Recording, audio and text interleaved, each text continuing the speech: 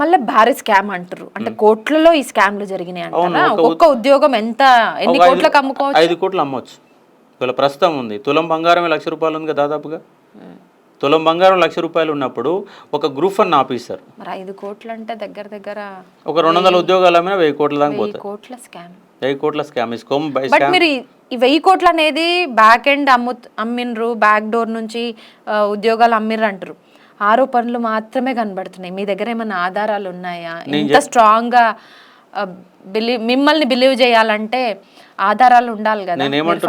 నేను చెప్పే కాన్సెప్ట్ ఏంటంటే, నేను ఎందుకు ఇట్లా ఆరోపణలు చేస్తున్నా అంటే, ఫస్ట్ టాప్ 100లో 44% మంది ఓసీలు ఉన్నారు. ఫస్ట్ టాప్ 100లో 40 మంది అమ్మాయిలు సెలెక్ట్ అయ్యారు. అమ్మాయిలు సెలెక్ట్ కాకూడదా? అంటే 40 మంది అమ్మాయిలు సెలెక్ట్ అయ్యే ఛాన్సెస్ ఉండేనా ఇంతకు ముందు జరిగిన? నేను అదే ఇప్పుడు ఆ సమస్య ఏంటంటే, అమ్మాయిలు 40 మంది సెలెక్ట్ కాకూడదనే కాదు, కావచ్చు. ఇంతకుముందు ఏది నీట్లో కానీ ఈ ఎంబీబీఎస్ సీట్లలో కానీ అమ్మాయిలు టాప్ వస్తారు, కారని కాదు. కానీ ఈ థియరీ ఎగ్జామ్లలో సివిల్స్లో చూసినా, పక్క రాష్ట్రాల పబ్లిక్ సర్వీస్ కమిషన్లో చూసినా, ఏపీపీఎస్ చూసినా టాప్ 100లో 40 మంది అమ్మాయిలు ఇంతవరకు ఎప్పుడు లేరు. అంటే చరిత్రను తిరగరాసిరు అంటారా? ఎక్కడ చూసినా ఏడ 40 మంది కనబడతలేరు.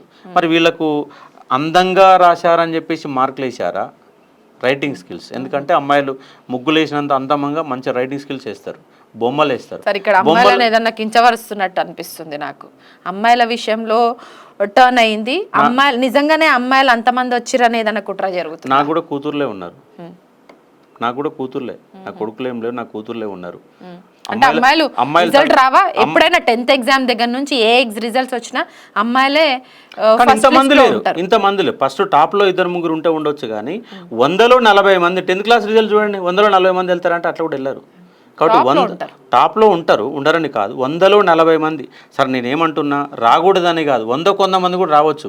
మరి యూపీపీఎస్లో రావాలి కదా, యూనియన్ పబ్లిక్ సర్వీస్కి రావాలా, ఏపీపీఎస్లో రావాలా, కర్ణాటక పబ్లిక్ సర్వీస్కి రావాలా, కేరళ పబ్లిక్ సర్వీస్లో కమిషన్ రావాలా?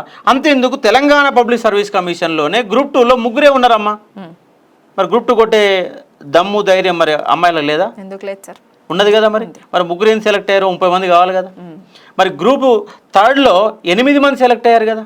గ్రూప్ 3లో 8 మంది, గ్రూప్ 2లో 3 సెలెక్ట్ అయినప్పుడు, గ్రూప్ 4లో ఒక 12 మంది సెలెక్ట్ అయినప్పుడు ఒక గ్రూప్ 1లో 40 మంది ఎందుకు వస్తున్నారు?